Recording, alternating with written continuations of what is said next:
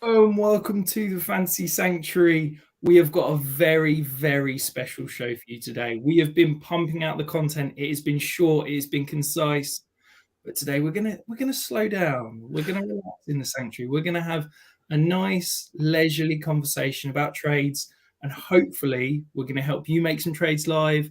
Hopefully, myself, maybe even my two guests are gonna make some trades live. So come and join us. But on to the guests. So I'm joined by, as you can see, the fantasy weatherman himself, Matt.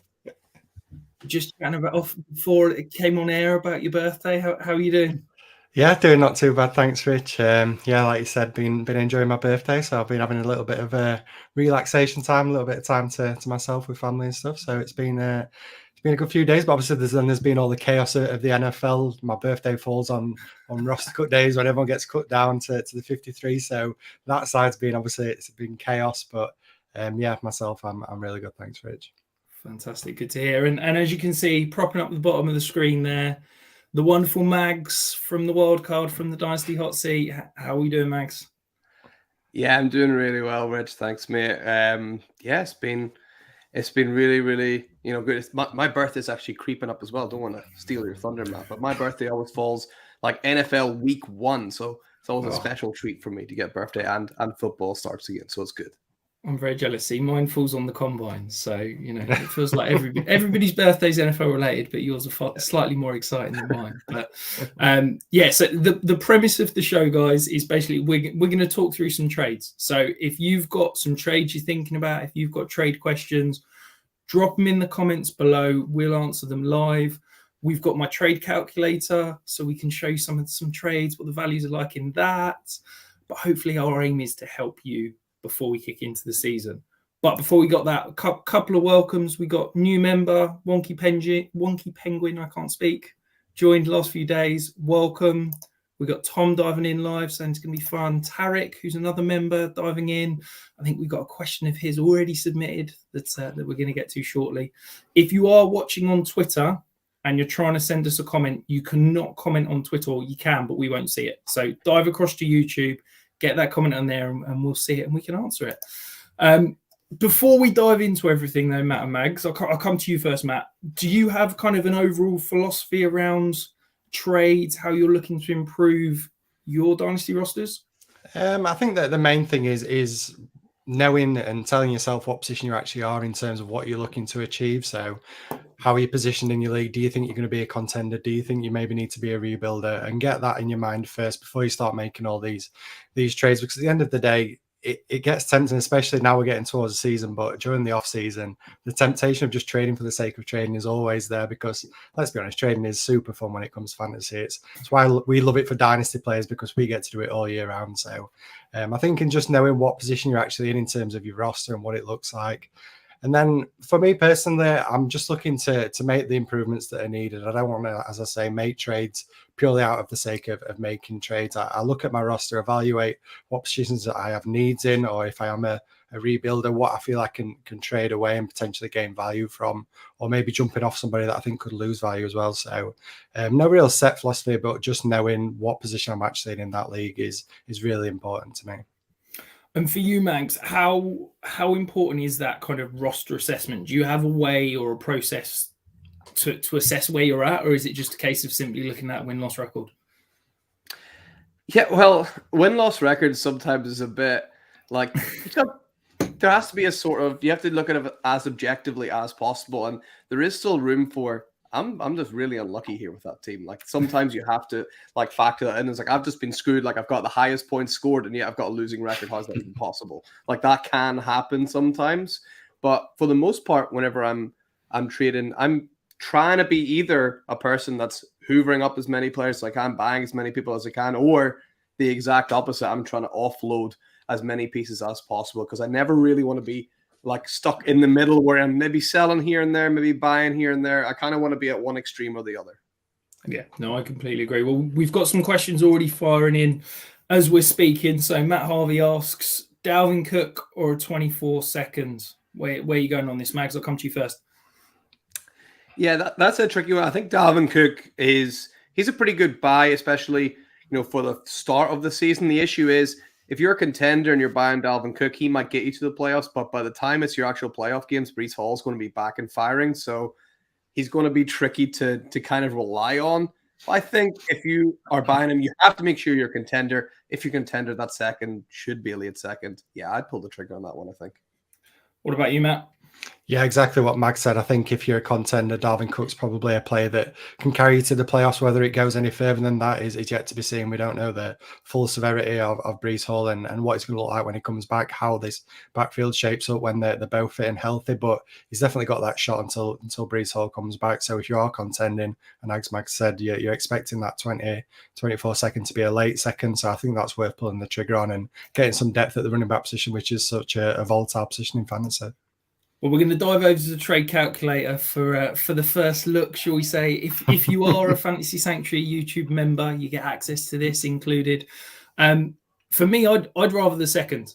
I think that maybe I'm buying the kind of Breece Hall hype a little bit too much. I just think that, yesterday was the first time Dalvin Cook practiced. There was reports that came out today. I think it was Zach Rosenthal of the Athletic was basically saying Dalvin Cook's still not up to game speed. And I think that I get what you're saying, Mags, of Breece Hall's not fully recovered from the ACL. We're going to see Dalvin Cook carry the rock. But I think Dalvin Cook, he hasn't practiced at all for months. And I think that he's going to take a little bit of time to get going. So I do kind of wonder if maybe that buy him now for the beginning of the season doesn't turn to kind of fruition. I wonder if this is a three-headed backfield to begin the season, and maybe Matt's old friend Michael Carter gets a little bit of run to kick things off at the beginning of the season. Hopefully.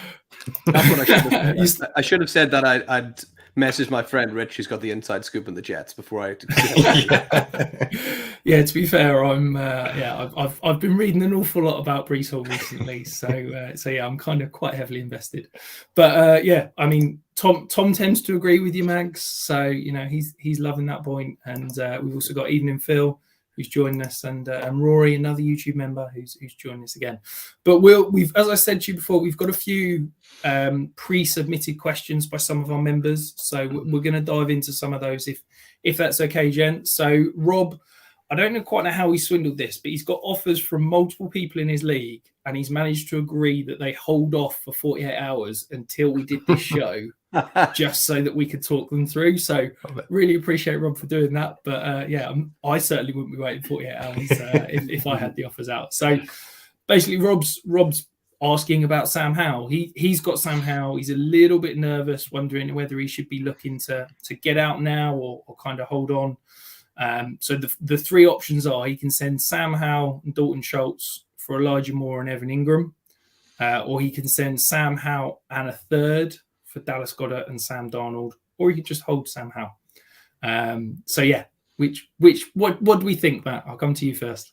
Well, I'm going to assume that it's Superflex. Obviously, we know if it's Superflex, Yes, that's yeah, puts a lot more value onto the quarterback. So for me personally, when it comes to the quarterback position, obviously Sam Howell's a guy that's nobody's really talking too much about him. Obviously, now we know he's going to be the starters for Washington, so he's getting that little bit of hype. But last year, everyone seemed to have washed their hands of him. I was really high on him as a prospect.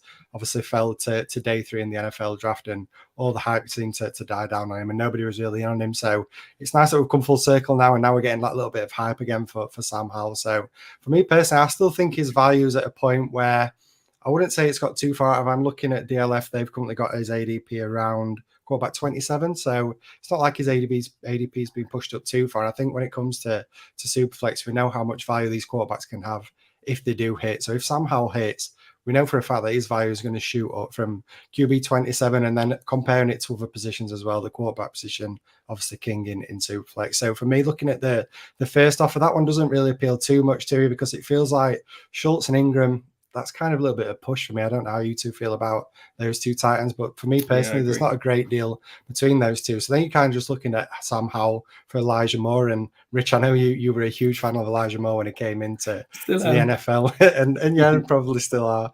But I think when you just compare the two for Superflex, Sam Howell for me, he's the one that's got far more room for growth, even if Elijah Moore hits. And I think he can be maybe a wide receiver 2 in fantasy if everything goes perfect for him. And I mean, that's maybe being a little bit little bit gracious to him as well and giving him hope there. So for me personally, I'd rather hold Sam Howell in the hopes that his value takes a spike in terms of that first offer anyway.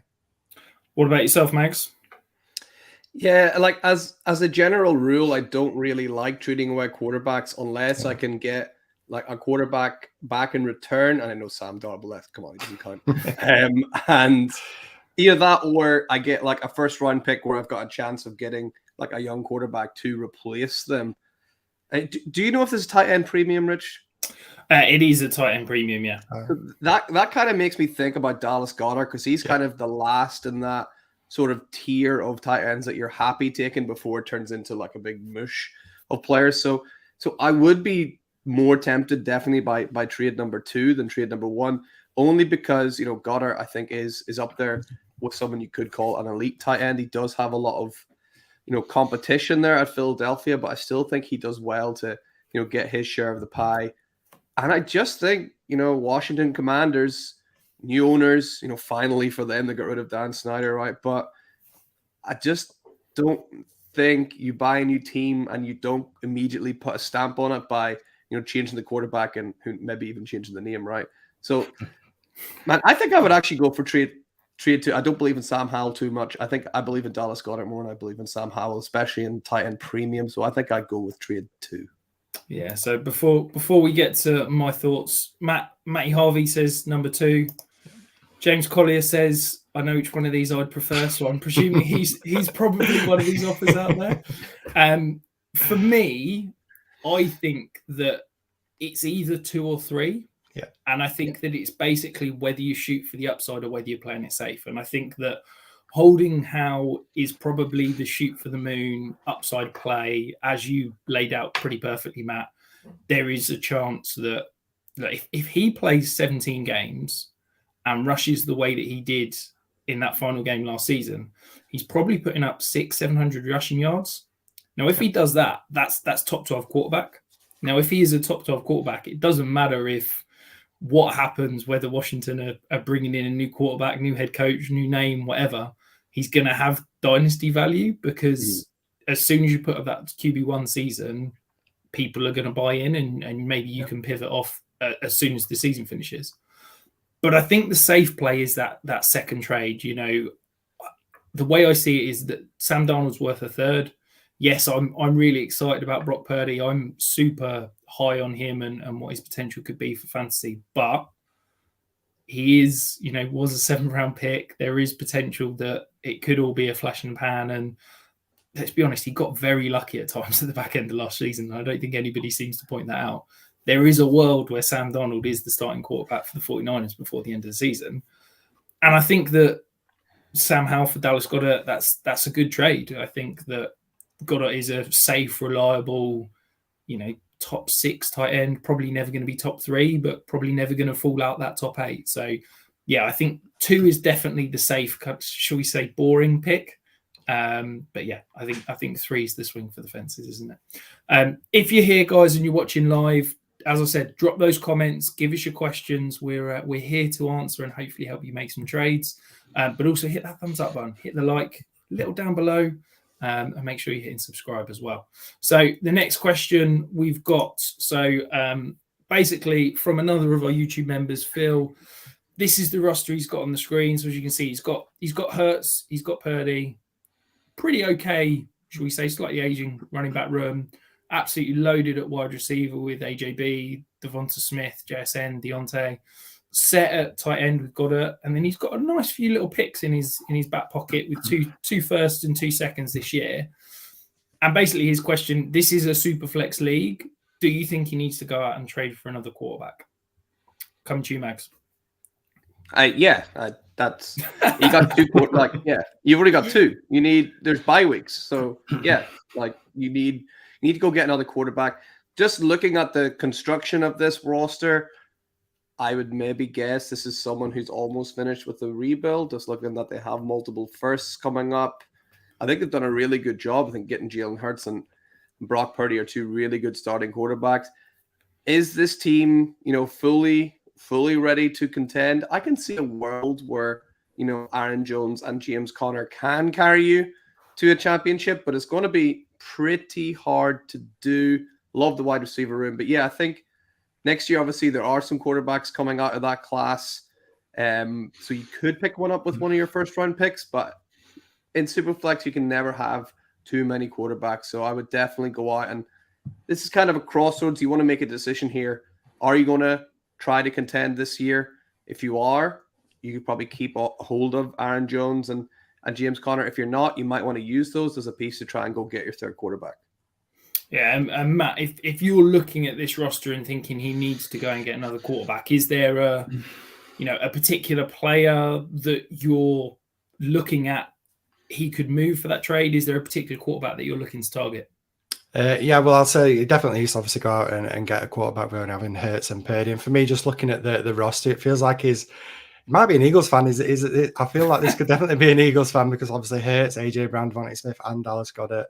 Heavily invested on the Eagles. So for me personally, I'd be looking at that and maybe looking to maybe spread the risk a little bit, maybe take away a little bit of that fully invested into the Eagles offense and maybe look to move somebody like, it pains me to say it, somebody like an AJ Brown, or maybe if you don't need to shoot for that super high quarterback, moving Devonta Smith and as I say, just kind of minimizing that risk a little bit because as it sits right now, you're starting probably 2 Eagles wide receivers, the Eagles tight end and the Eagles quarterback. So I'd be looking to move on them. And then when you just compare that to, say if you're in a startup now in Superflex, where AJ Brown's going, I mean, I've probably seen him go middle of the second round, would you say, in terms of a startup? Just think of what kind of quarterbacks go around that range. Guys like maybe Dak Prescott, those kind of quarterbacks. So you can easily make a move of moving one of these wide receivers straight up for a quarterback, potentially. Obviously, a lot depends on your league mates and what kind of situation they're in with the roster and how they're looking at quarterback. But I'd be looking to move one of either AJ Brown or Devonta Smith, depending on what kind of level of quarterback you're going for or what you're able to acquire in that league in terms of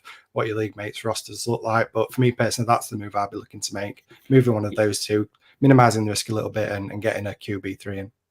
Yeah, I love that point. I think there's definitely some diversification needed, given that Eagles heavy wide receiving room, should we call it? I think that for me, this roster is one elite player away from contention. I think that whether that be you bring in an average quarterback and go and get a stud running back, or you can probably make do at running back if you add another stud quarterback. So I think I'd potentially be looking to be very aggressive because I think that if you can get one of those top 7 quarterbacks, I think this team could absolutely contend. So can you go and send, do you think 2 firsts and 2 seconds could go and get you Trevor Lawrence right now? Do you think that maybe a first, a second, and Devonta Smith could get you Trevor Lawrence? Like that would be the kind of player that I'd be targeting. Maybe you can push up a little bit, get Justin Herbert or Joe Burrow. Maybe you get Justin Fields if you really want to swing for the fences. I just think that sort of, but a top 5, 6-ish quarterback could really kind of project and launch this team into elite contender status. But I appreciate that is very aggressive. If you want to play it a little bit safer, maybe you do go and, as Matt suggests, make that AJB for Dak or, kind of move. That probably feels like a sensible move. We've got another couple of questions in the chat. So Tom, I feel like I've been answering this question for Tom for the last 6 months, and he doesn't seem to listen to my thoughts. So maybe he's just looking for your guys' opinion. So Matt, Aaron Rodgers at quarterback, it's a complete teardown. This is the roster that if you've not watched it, Tom and I did a video, I think 4 or 5 months ago. I think Aaron Rodgers is basically his only asset. Yeah. Are you selling now before the season? Are you waiting in season? When should he be selling? For me personally, maybe I'm a little bit risk averse, but I'm probably looking to sell him now. I think Aaron Rodgers, we've been through the rough part of Aaron Rodgers where he seems to have lost a lot of value. Rich, I know you've been high on Aaron Rodgers for a couple of years, and it seems he's very slowly been creeping down. Obviously had a rough year last year, but now we've got that spike again, fresh situation going to the Jets. We know the weapons that the Jets have got. Everyone's super high on Garrett Wilson at this moment in time, and this seems like an offense that's really progressing and elevating at the moment. So it feels like that hype's now building again around Aaron Rodgers. And I think given the fact that he is an aging quarterback, if anything were to happen, God forbid it, obviously I don't want to see anybody go down injured, but if Aaron Rodgers was to go down with a serious injury, we're probably looking at the end of Aaron Rodgers, I think. I don't think, I mean, he is, Rich, I know you're a Jets fan and it pains me to kind of go in, but he is getting up there in age. We've heard the rumours that he could potentially be retiring here and there. So I think if anything serious were to happen, we're just losing so much value. I feel like this is probably a key time to sell him. I don't want to take the chance that he goes into the season and something happens. I don't feel like the value can gain too much because of his age and everything. So for me personally, I'm a little bit risk averse, but I would probably look to move him in a rebuild and not take the chance of maybe getting a little bit more value by waiting, but taking on that risk of something happening to him.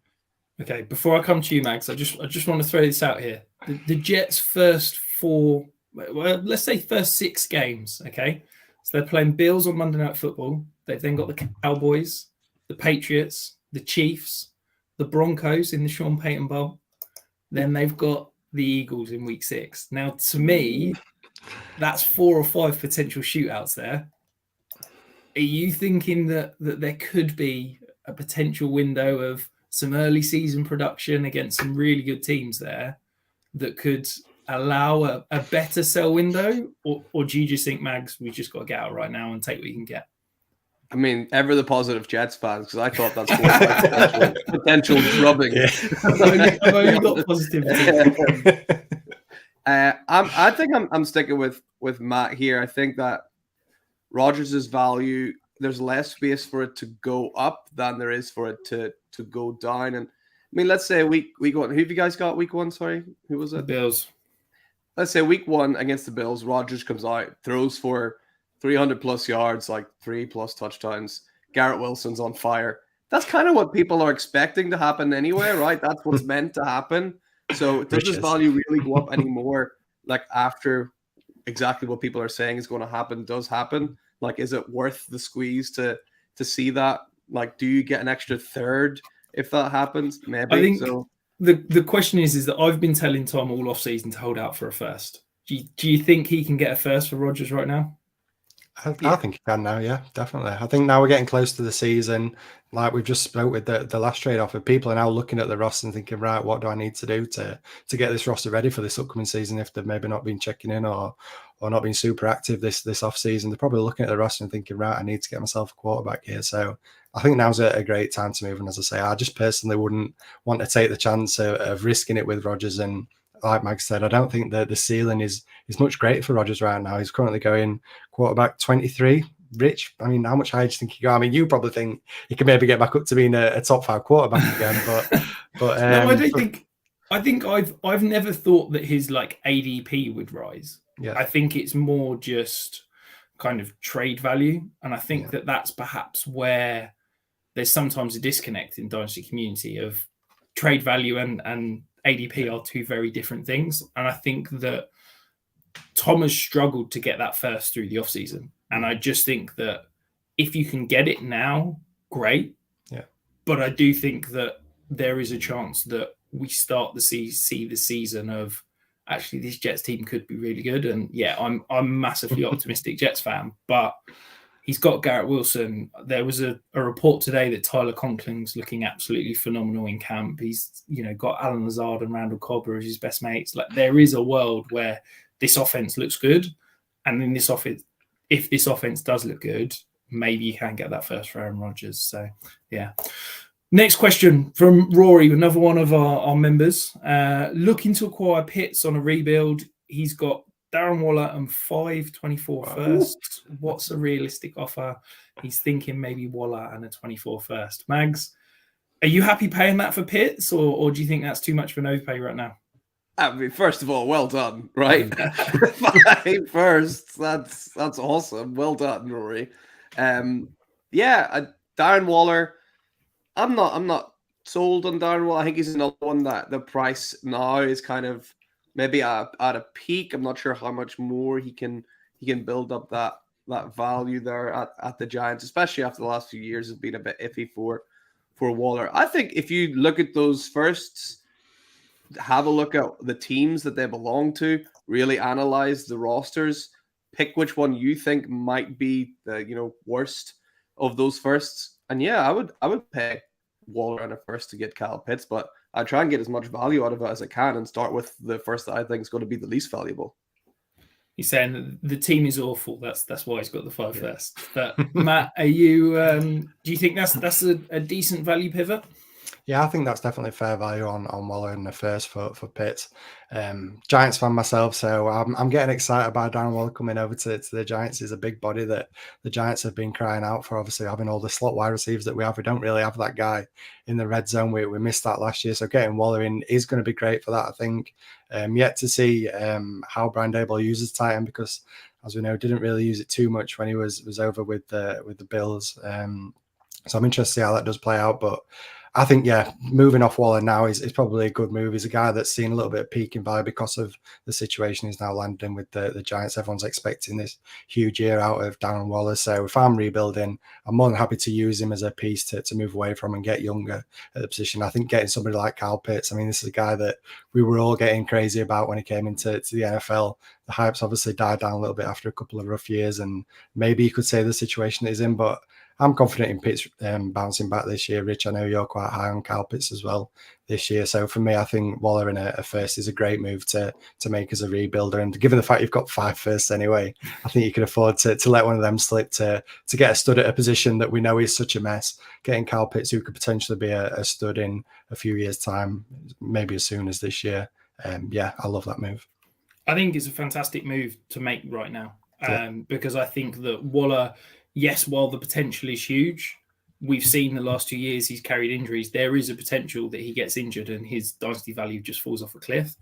I also think there's a potential that this Falcons offense, yes, I'm very high on it, but it could be incredible. And if Kyle Pitts has a good week 1, his value is skyrocketing. Yep. So I think that we can dive back across to the trade calculator. I've got it almost exactly equal. I've got 1 point more towards the Waller and the first side, but yeah, I'm very happy to make that trade right now. If you are watching live, welcome. Dive in the comments. We'll get to all of the questions. If you're watching this on YouTube on repeat, if you still want your questions answered, get them in the comments, and Tom and we will answer every single comment that we get. We do that on every video, so get the comments in, whether you're live or not, and we'll still get them answered. So coming back to the earlier question, we were talking about Phil's roster. He says, thanks to the analysis, I can probably get Deshaun Watson for Devonta Smith in a first. Good move. He did try T-Law, but no luck. Are you making that move, Matt? I don't mind that move, to be honest. I think Deshaun Watson's a guy that can bounce back this year. Obviously, we know what's happened with him in the past, and the end of last year kind of showed little glimpses, didn't it, towards the back end when he came in. Obviously, when he first came in, it looked like this was going to be a bit of a mess for the Browns, but I think he is going to get himself right. I'm quite optimistic that Deshaun Watson can regain some value and be a solid QB1 in fantasy. So giving up Devonta Smith in a first, it might be a little bit rich, but I think getting that quarterback that we know Phil needs on this roster anyway, I don't mind paying that little bit more to get myself a quarterback, and then you've got 2 stuck quarterbacks there with Purdy as your QB3. So yeah, I like that move. Makes sense. So Mags, we're going to come to you. This is another pre-submitted question from one of our members, Danny. He's saying it's very simple. What should he do with this roster? He kind of feels like he's in the middle. He's not a truly elite contender. He's sort of sat in the middle somewhere. So he's got Burrow, he's got Dak, he's got Kenny Walker, Miles Sanders, James Conner. Wide receiver room's pretty good with Drake London, Tarik, Aiyuk, but then probably lacking a little bit of depth at that back end with Juju, Gabe Davis, and then got a tight end. He's got all of his own picks, but no kind of additional picks. Mm-hmm. Is there anything that jumps out from you? Are you just kind of standing pat and seeing how it goes? What would you be doing right here, Max?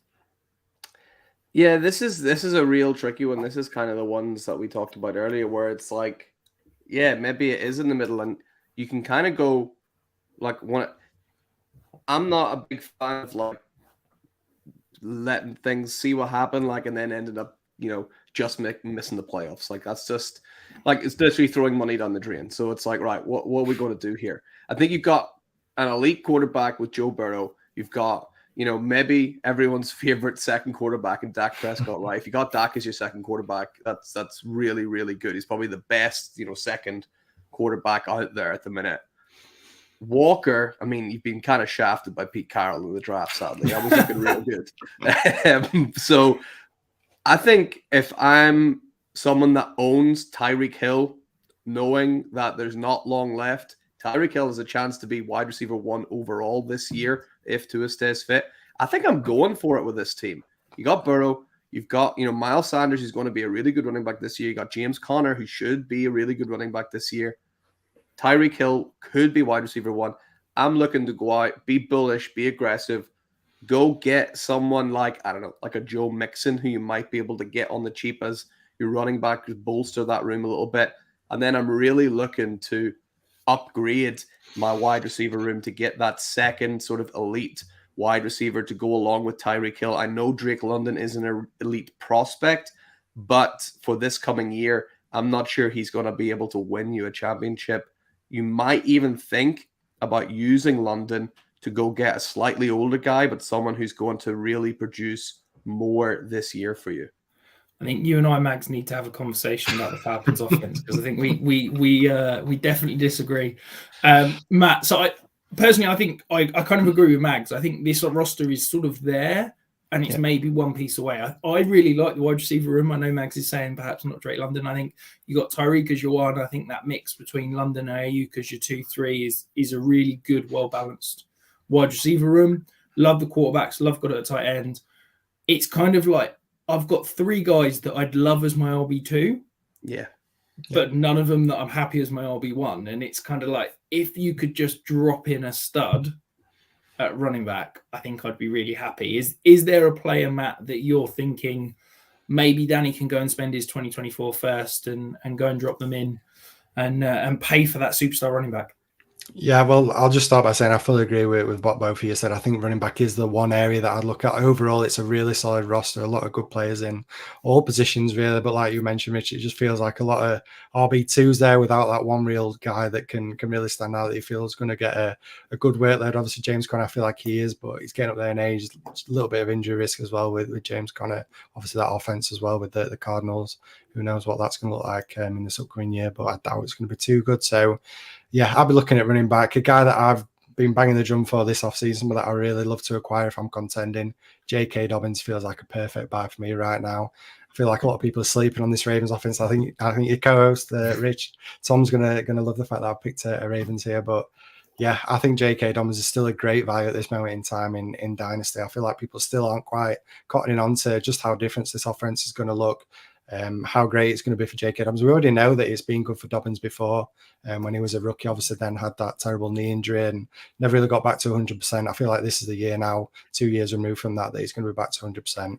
As I say, the offense completely different now. I feel there's going to be a lot more pass attempts. I feel like J.K. Dobbins is going to see some looks as well in the receiving game. So for me, I think he's currently going around about that RB19, RB18 range, I think, in Dynasty. He's a guy that I'd love to pay a first for if I'm a contender, locking him in. And yeah, I think that's a great move to make and getting a real solid running back there. Yeah, if he's lucky, he might be able to use that first to get Derrick Henry even, I was thinking. Yeah, that's probably a really aggressive win now move, but I think you can definitely pay a first for Derrick Henry right now. I think he seems to be a player that's sort of forgotten about. No one's talking about him. Another guy, I think that Aaron Jones, I think I'd throw him in that mix. He's probably a 1 year buy, but nobody seems to talk about him. But Matt, if you're going to start talking about J.K. Dobbins, you're always welcome back on the same. Question from Steph Honey. Yep. We're answering all questions. We're working through the comments. Get your questions in. We will get to them. Next question from another of our members, James. What sort of pick value would you be willing to part with for Kirk Cousins in Superflex? With only 2 starting quarterbacks at the moment. So he's, as you were saying earlier, Mags, he needs that third quarterback to kind of solidify the room. What are you going to go out and pay for Kirk Cousins right now? Not a first. I feel like he's just past that point where I'm happy to pay. I give 2 seconds for Kirk Cousins. I'd be happy to do that. I'd be a bit apprehensive giving a first for, a guy, Kirk Cousins, that he's kind of saying would be his third quarterback. I'd rather go get someone cheaper as a third quarterback instead of giving away a first. But I'm not sure you could get. I think you might need to pay a first to get him still, but I'd be a bit apprehensive about doing it. Yeah. What about you, Matt? What are you happy paying? Yeah, I think I agree with Maximus. I think the range is literally on that cusp of a first. It's one of those, if you own him, you're looking for a first. If you're trying to acquire him, you probably don't want to quite pay a first. But I think if you're contending, you're expecting that pick to be a late first. I don't maybe mind pushing the chips in and getting a quarterback. But like Mag said, I think if he's going to be QB3, obviously without knowing that the 2 starting quarterbacks that he's currently got, but if the 2 guys that you feel comfortable starting, your QB3 you can maybe take that a little bit more of a chance on, maybe shoot for a little bit more upside than Kirk Cousins, who's a guy that we don't really know what it's going to look like beyond this year. There's talks that he might not be the starting quarterback in a year or so's time for the Vikings. So for me, Kirk Cousins is a little bit risky as well. So I think maybe a late first I'm okay with, but I'd maybe look elsewhere if possible. Yeah, maybe I'm a little bit too high on Kirk Cousins because we'll dive over to the trade calculator. I've got him a first and a second in terms of where his value is right now. I probably don't think you have to pay that to acquire him, but see, this is where it's tough, isn't it? Because I think if he was my QB2, I'd happily pay a first and a second. Yeah. If I've got kind of a high upside Sam Howell as my QB3 or something like that. But yeah, I do get what you're saying. If he's going to be my QB3, do I really want to go and pay a first for a guy that I'm basically relying on for bye weeks? So maybe the true answer is I don't think you're getting him for anything less than a first. If anyone's selling Kirk Cousins for 2 seconds, can I play in your leagues, please? I'm certainly not getting that anywhere I'm going. So next question, we're back with the members. So Hannah, she's basically asking what she should do. She's kind of sat in the middle. As you can see, she is absolutely loaded at quarterback. So she's got Deshaun Watson, Aaron Rodgers, Aaron Richardson, Bryce Young, and Desmond Ridder. Running back room's a little bit light. Wide receiver room's probably lacking a stud, but she does have 3 future firsts and 2 seconds. What are you doing with these quarterbacks? Is there a particular one that you're thinking I've got to go and sell them right now to try and bolster the rest of my roster? Or are you, Matt, just sitting there saying, I've got 5 quarterbacks, everybody else needs to come to me? I mean, yeah, you're likely in that situation when you've got 5 quarterbacks. You know for a fact there's going to be some league mates in that league that are crying out for a quarterback because Hannah's basically just scooped them all up. So, yeah, you're in a great position sat there with all these quarterbacks.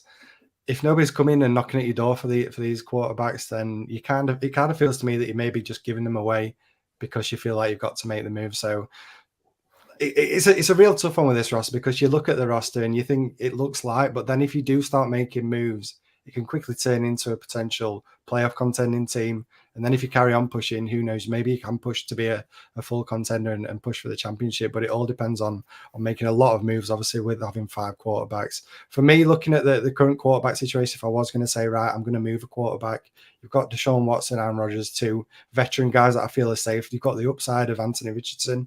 So then I'm kind of looking at Bryce Young and Desmond Ridder as 2 quarterbacks that you can potentially look to move. Bryce Young currently got a lot of value around him coming into the NFL. Young, obviously early pick in the NFL draft. I think he's going around the QB 10 mark in Dynasty right now. So that's a guy that's holding a lot of value that you can use to put into other areas of your roster. Like you mentioned, Rich, I think wide receivers lacking a stud or 2. Running backs, again, Charbonnet is a guy that can make a step up. Herbert's a guy that can make a step up, but there's no real stud there either.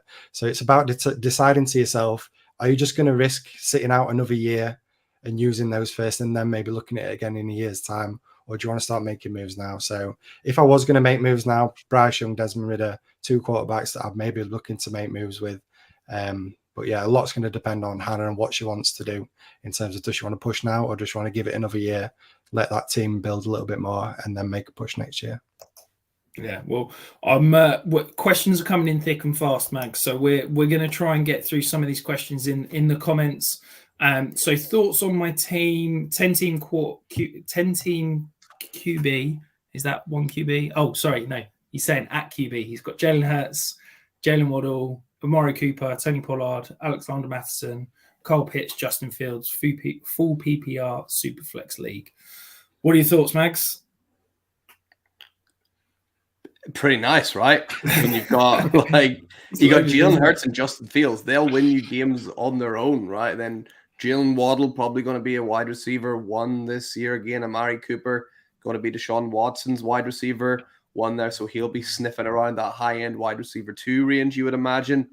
Tony Pollard, he's going to have a good year, right? The shackles seem to be off for him, so expect him to be sniffing around the running back 1 conversation. Alexander Mattison as well. No real competition there. Looks like he's going to get a real crack at it So he should be sniffing around high-end running back too as well, probably. This is full of players that, you're more than happy to start. There's no real holes here. Kyle Pitts, obviously, there as well. This looks like a championship winning team to me. Hopefully the bench is good enough so there's depth to fill in. But yeah, I love it. Nice. Yeah, no, I think it's a loaded team. I'm probably not as confident on Alexander Mattison as you are, Mags. Maybe I'll be looking to upgrade there. But yeah, outside of that, I think it's absolutely loaded. So yeah, well done. If that's a recent draft, you've smashed it. So we've got Akiva Matt in the chat. 10-team PPR, double flex, 10th pick. Went Bijan, CD, Devonta, Mark Andrews, T-Law, Mike Evans, James Cook. Made a lot of trades, flipped Trevor Lawrence, Mike Evans, and James Cook into Lamar, Deontay Johnson, and Monty. So I guess grade the trade. What do you think? T-Law, Evans, and James Cook for Lamar, Deontay Johnson, and Dave Montgomery. I mean, love it. I mean, it's easy. Love it. I mean, I'd take Lamar over Trevor Lawrence, Deontay Johnson easy over Mike Evans, and then Monty for Cook. I'm assuming that's James Cook, maybe Dalvin. Who knows? I don't know which. Yeah, it's James Cook. But either way, I mean, I don't really mind because I feel like David Montgomery's fell into a great situation with the Lions. Obviously, we know what happened with Jamal Williams last year. I feel like David Montgomery's a lot better player than Jamal Williams. Offers a little bit more maybe in the receiving game as well. Obviously, we know that Gibbs is there going to be that receiving back, but if anything were to happen to him, Monty's going to take that full workhorse role. So yeah, I absolutely love it. I mean, upgrade all three players there for me, I'd say. Yeah, it's an A++, isn't it? I think it's an absolute smash trade. It looks like it was probably a few trades that resulted in that as the final turn. Yeah. So yeah, love that. Tom's in the chat saying hit the subscribe. if you're watching and you've not hit that subscribe, what are you doing? You're missing out on some fantastic content. So we've got Steph Honey in the comments again. She's saying she has pick 2 in a 14-man league. And I'm going to take Chase. Should I draft Burrow at 302 mags to stack, or should I stack Devonta Smith Hurts in round 3 if possible? It's 0.5 PPR, 6-point touchdown, 6-point QB touchdown. What are your thoughts? Go Burrow at 302 or try and get Devonta Smith Hurts? So I'm assuming that they'll be taking. Surely Jalen Hurts is going before Joe Burrow, right? This is. Yeah, I presume that's. Taking Hurts at the 213, and then getting Devonta Smith at the 302. Yeah, I think if you can get Burrow and Chase, that's like the dream stack that is possible. I think that might be the best sort of possible stack you can get. You're probably not going to get Mahomes, Kelsey. Burrow Chase seems to be like the second best one for me. Even though I love Jalen Hurts, love Devonta Smith, I feel like Burrow and Chase seems like just the better option of the two. Yeah, I'd also be a little bit surprised if Hurts is making it back to 213. We've seen his ADP in DraftKings. It's around that sort of 204 to 205 range at the moment. And that's 12 team. I think in 14 team, that value of that elite quarterback boosts up a little bit. So yeah, I'd be shocked if you're getting Hurts at the back end of the second. So yeah, I'd be delighted to go chase whoever you're getting in the second, and come back and getting Burrow at 302. So yeah, thoroughly enjoy that. The boys in the chat, he's saying he's a little bit late jumping in. It's all right, we'll forgive you. You can go back and watch the beginning of the show on YouTube afterwards. He's asking about Derrick Henry. He's got a team that is a major rebuild. What is the best that he could hope for trading Derrick Henry right now, Matt? Well, I mean, we did speak about Derrick Henry a little bit earlier, didn't we, when Mags mentioned that he'd pay a first for Derrick Henry. So, I mean, for me, that feels like good value. If you can get a first for Derrick Henry, I think that's great value for me personally. I'm maybe a little bit lower on Henry than Mags, but I do appreciate that as a contender. I think contending teams are going to look at Derrick Henry and be more than happy of grabbing him, knowing that it might just be a 1-year rental, but getting a stud running back that's going to get a huge workload. I think that's definitely the kind of rosters you've got to target if you are looking to move Henry. Knock on those contending teams' doors and say, I'm willing to move Derrick Henry. If you can get one of those first, assuming that's going to be a late first, yeah, that feels like great value for me for Derrick Henry. But I don't mind maybe 2 seconds. Rich, what do you feel? 2 seconds? Because I feel still pretty good value for Derrick Henry. I'd take 2 seconds. Yeah. I think that the thing is that we're now approaching redraft season. And I say this every year. Once we get to the end of August, once we get into September, people forget that they're playing Dynasty. And suddenly Derrick Henry's value spikes. And he's not been on the field. He's literally done nothing. But over the course of the last 6 months, his value has increased. And so, I think his value is around 2 seconds. But I can guarantee, as Mag said earlier, I reckon you can get a first for Derrick Henry because there's a contending team, as we talked about earlier, that's a running back away. And Derrick Henry, first round pick, second round pick in most redraft leagues. I think you can go and get him right now for that first. So here we go. Rory said he sent Henry for a 24 first this week. So it is absolutely out there. Yeah. We're going to dive back to the member questions, Mags. This is Danny again. It's the same question. This is a recent startup that he has just done. So he's got fairly solid, reliable quarterback room. Running back room's, in my opinion, absolutely loaded with Ramondre, Pollard, Charbonnet, and Herbert. He seems to like the Tarik Drake London pairing because he's got both of them again. But then a little bit more depth. So he's got Keenan Allen as his QB3, as his wide receiver 3, and then he's got that cheat code in Kelsey. Any particular moves that you think you'd be looking to make here, Mags? He's obviously got all his own picks, no additionals. Yeah, this is another example of a team that's ready to win now. And I mean, Travis Kelce, anytime you see Kelsey, 9 times out of 10, it's a team that's ready to win now. And you got to take advantage of having a guy like him around, just like Tyreek Hill as well. These guys don't have too much longer left in the league. So I'm sort of aggressively, again, I'm looking to trade away, my first round pick here.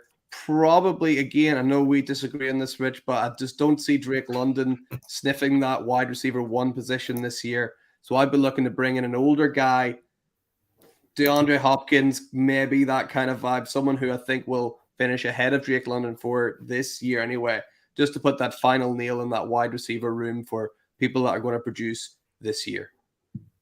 Yeah, I'm going to agree with you, Max. I think that with where this roster's at, I think that you need to push your chips in. I think that running back room, that tight end room, the majority of the wide receiver room is ready to win now. I wonder if you can pivot from Drake London. Can you go and do Drake London straight up for Cooper Kupp? Ooh. And then suddenly you've got, potentially 3 wide receiver 1s, 2 running back 1s. You've got the tight end 1. Yeah. And then probably the other move I'm looking to make is I think you've got 3, Burrow's a stud, but then you've got 2 kind of safe quarterbacks. And I always say I like to, balance my QB2, my QB3. If I've got Kirk Cousins as my QB2, I'm swinging for the fences at QB3 and looking for someone, Desmond Ridder, Sam Howell, that's got that potential to completely blow up. So those would be the 2 moves I'm making. Drake London for, Cooper Kupp is probably my first option. Then maybe I'd look at, can I get Stephon Diggs plus something? Yeah. And then, that quarterback's my move. Matt, are there any other moves you're looking to make there? I'll just start by saying I think Danny's put this in for a bit of a humble brag because this is a solid. This is a team you look at and this has got to be a contending team because it just like Mag said, Travis Kelce, you've got that cheat code at tight end. The wide receivers are stacked, good blend of young and old as well. There's some solid veterans. Rich, you mentioned about the running back studs. It's like you mentioned, Rich. I think that QB2 you can maybe make a push for somebody that's got maybe a little bit more upside than a Cousins and Stafford, knowing that you can fall back on whichever one you do decide to keep around. Maybe just make a push for a bit of a more upside QB2, and maybe using one of those wide receivers. Quentin Johnson's a guy that's standing out to me as well as somebody you could maybe look to move. You're pushing the chips and you're going for it this year. Quentin Johnson, while I love him, I think he could be a stud in the NFL. It is that still a little bit of a risk with him being a rookie. How much work does he get as a rookie? Obviously, you've got Keenan Allen as well, so you've got that conundrum of having 2 wide receivers from the same offense as well. So he's a guy that I'd look at as well. Maybe use him in a package with a pick or with another player to upgrade, maybe a Cousins or Stafford, using Quentin Johnson to make that upgrade. But overall, this is a solid team. You've got the stud Travis Kelce, like Mike said. This is going to be a contending team, and the rest of the roster pretty good as well. Yeah, absolutely. Love that. So, Matt, coming straight back to you. This is Rob. This is one of his FFPC leagues. So it's Superflex Titan Premium. He's a good roster, but not elite, and definitely lacking some depth. So he's wondering, should he pivot away from AJ Brown? He's currently got an offer of Alexander Mattison, Brandon Aiyuk, a second and a third.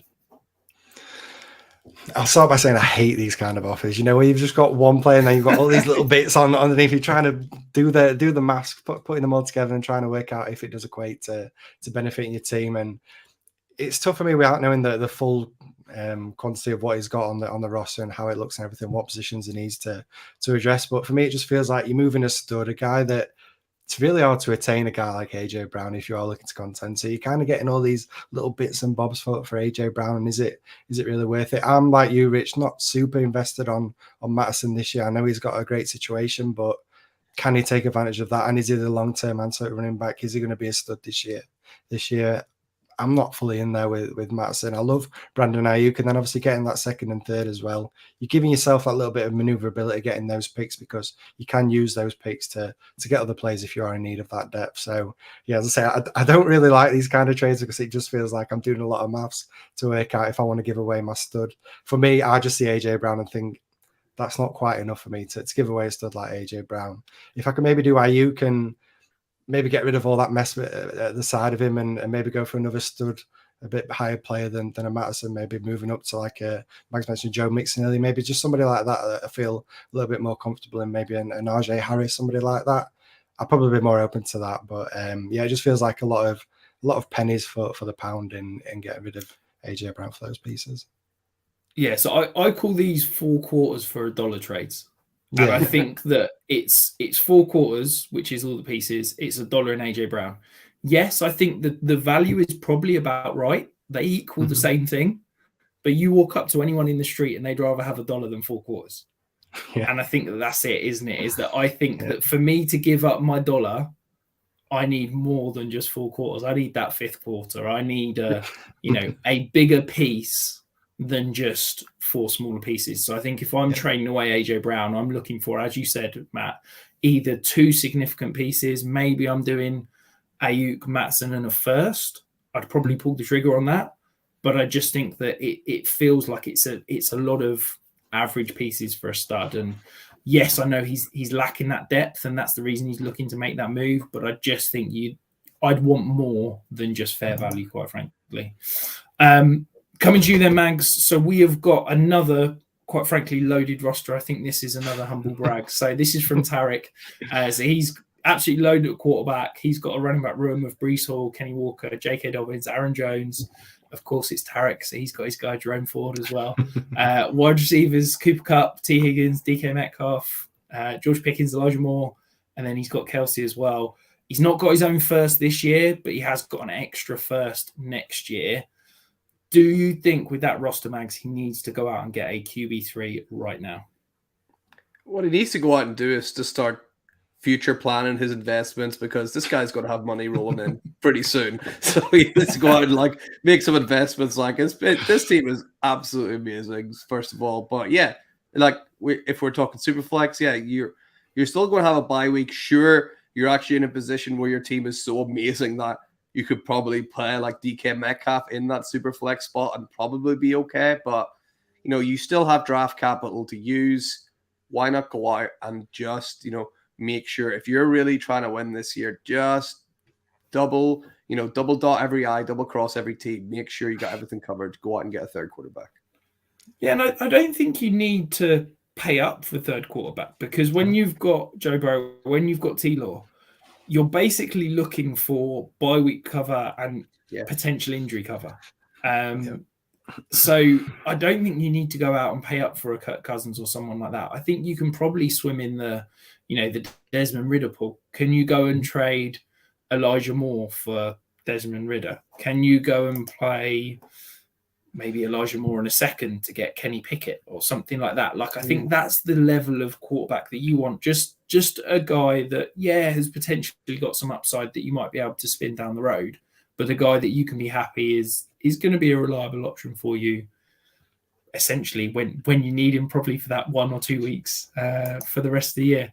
And then the final question coming in from our YouTube members, basically, I'm sorry, Ron, but it is absolutely abysmal. How would you, Matt, go about trying to recover from this? So, yeah, quarterbacks is nothing. Running backs, he's got like 8 running backs on the roster, but Zeke is the most valuable one. So, yeah, that's why I'm not listing people there. He's got an okay, there's some options at wide receiver, and then obviously Kincaid at tight end. What are you doing in this situation, Matt? God, I mean, I'm probably taking a loan out to pay for my my league fees for a few years, because this needs to be a rebuild that you are fully invested in, because you have got to be super active in this league. You've got to make moves and do everything you can to try and recover this team, because you can't just sit on it and wait every year, because you're just not going to get any kind of value coming in. You've got to take some chances, I think. You've got to make some moves. Like, I mean, looking at it, Rich, no quarterbacks really to look at. The running backs, obviously, we don't really mind too much when it comes to rebuilds about having running backs. We know that that's usually the last piece of the puzzle. But yeah, this is going to take some doing in a Superflex league to recover the quarterback position. I mean, it's tough, Rich. I mean, if there was a miracle answer that I could give, I would love to give it. But this is just one of those rebuilds that for a fact is going to take a long time to do. I maybe look to take advantage of maybe some hyper-round guys like Jameson Williams when he comes back from the suspension, if people are still excited by him. Maybe even moving off Addison. I know it's a pain because we're all quite high on Jordan Addison, but he's a guy that's got some value.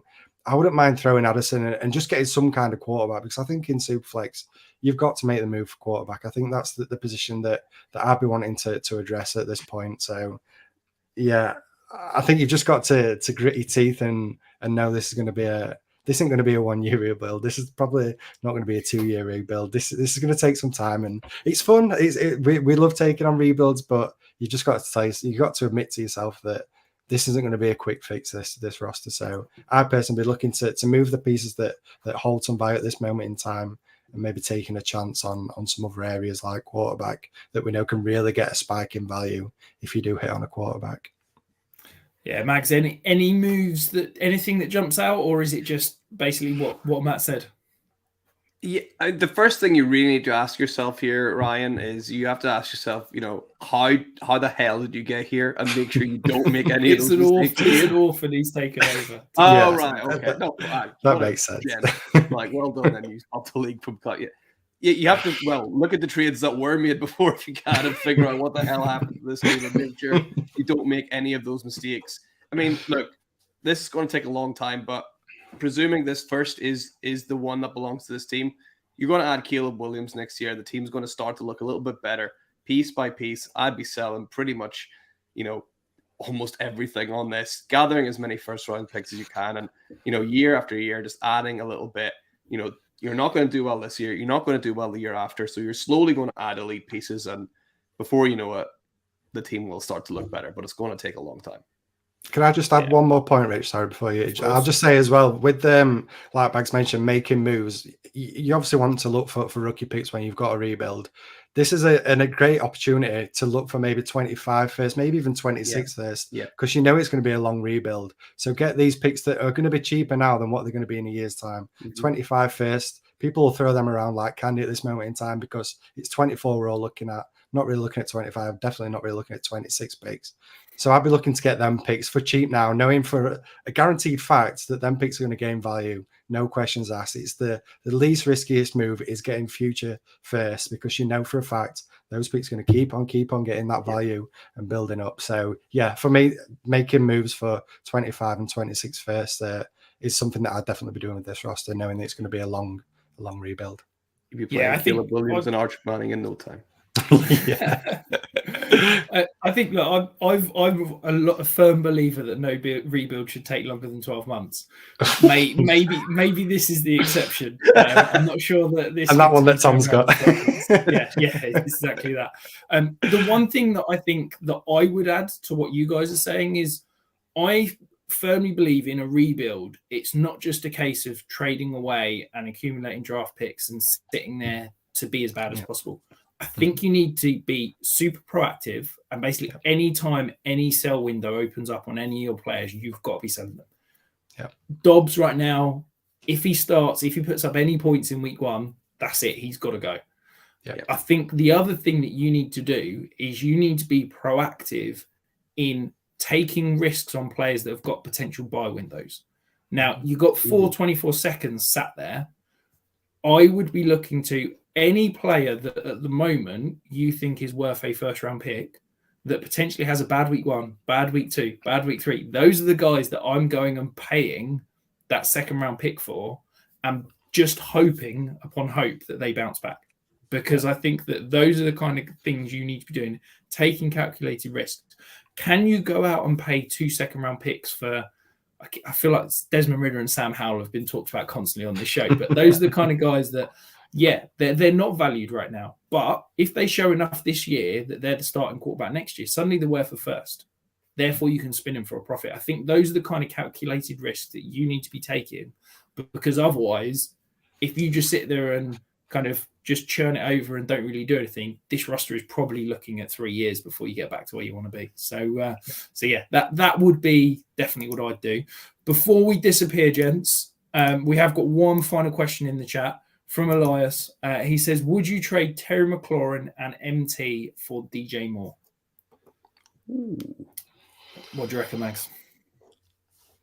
That's a pretty good trade. I mean, Michael Thomas is just like, he just is the gift that keeps on giving. Every year, like, people are just like, this is the year that he goes back. I mean, yeah, I can't lie. I've bought into him. Like, the round keeps getting later and later. This is the problem. Like, you can get him later and later. Like, oh, this is good value. But, I mean, next year we'd be taking him in the 27th, thinking this is the year. I think I would. I mean, is DJ Moore going to finish that much higher than Terry McLaurin? Maybe not. But then how much of an extra on top is Michael Thomas anyway? I think best player there is DJ Moore. Yeah. I'll go DJ Moore side. Yeah, to me, Terry McLaurin and DJ Moore are basically in the same bucket. I don't see there's any great difference. Is Michael Thomas being added on top swinging the needle enough? It's like maybe it's just I'd rather the flyer of Michael Thomas, and I'm basically saying DJ Moore and Terry McLaurin are the same thing. So yeah, I'd probably maybe lean Michael Thomas side just because I think there is potential that he, if he puts together 2-3 good games, you can probably sell him for a profit. Yeah. Matt, you can break the tie. Max went DJ Moore. I've got McLaurin and MT. Which side are you going? I think that sums it up because it's hard to split the two, and I'm like yourselves. I think DJ Moore and McLaurin are pretty neck and neck for me. I maybe just lean DJ Moore, but then Rich, like you said, getting Michael Thomas. I've been a guy that's been waiting for this Michael Thomas rebound to happen for the last couple of years. Last year, I was well into getting him late in my startups. Thought I'd been a mastermind by that start that he made last year, but then obviously didn't quite materialize. So yeah, I'd maybe just make that move, getting the 2-for-1, getting the 2 players in. And like you said, Rich, if Michael Thomas does start week 1, has a couple of good weeks, you're then getting a player that's got a bit of value on top. So then you're able to move him. So slightly that side, but not a great deal in it. Beautiful. Well, that concludes it. We've got no more questions. So I think we'll wrap up there. If you're watching this on YouTube, not live, I don't know what the version of not live is, pre-record, post-record.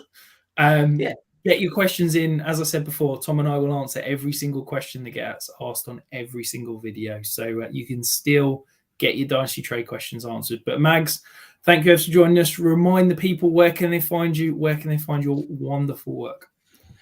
Yeah, you can catch me over on X. Still feels weird to say, right?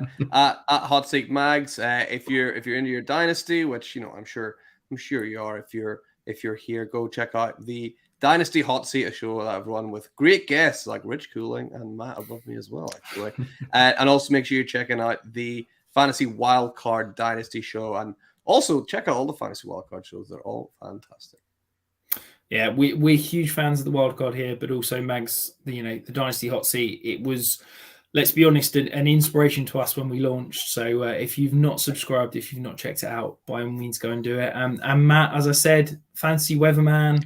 It's raining here right now down south. It's an important time of the year. Where can everybody find you and your work? Yeah, so you can find me over it. I'm old school, so I'm going to stick with Twitter. I think everyone's going to keep going at Twitter for a while, aren't they? So you can find me on Twitter at MattFFDynasty. Like you mentioned, Rich, yeah, that's probably where most of my content's going to be during this season. The weather report, something I started doing last year. Just helping people that are playing fantasy football and giving it that weather advice that people don't really tend to take much care of, but it does play a huge role in the outcome of your fantasy players and how those games are played. So yeah, you can catch that over on Twitter. I'll post that thread every week. But mainly, yeah, just subscribe. Obviously, I was part of the Fantasy Wildcard, so I'll definitely shout them out. Subscribe to the Hot Seat as well, and Fantasy Sanctuary. All great things to subscribe to. So yeah, beautiful. If you are here, hit that like, hit that subscribe button. If you fancy joining, there is plenty more content coming your way. Before we disappear, though, Elias has quickly jumped back in and said, if I aim James Conner instead of MT, he would give me Olave. That is an absolute smash. If you can get Olave for Michael Thomas and Terry McLaurin, snap his hand off right now, because that is an incredible deal. But yeah, thank you ever so much for joining us, gents. It's been a great show. I hope everybody watching has thoroughly enjoyed it, and we'll be back very soon.